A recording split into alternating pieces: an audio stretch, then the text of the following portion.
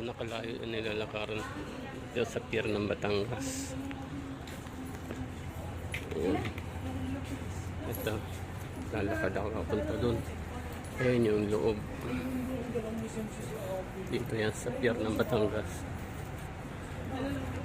May 200 meters ang lalakarin.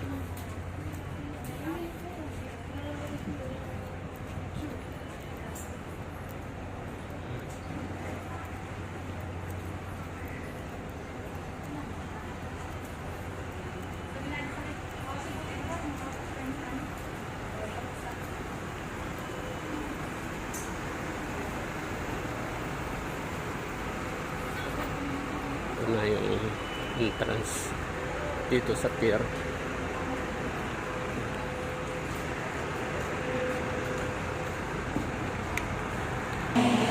Dito na kami sa loob. Ito ang loob ng terminal ng pier ng Batangas. Ganito ang hitsura na.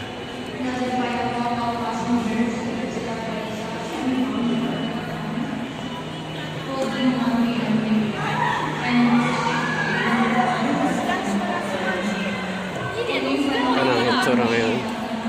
Ito ngayon ang pala ng mga ticket, paan ng ticket. Hanggang doon yun sa malayo, may terminal.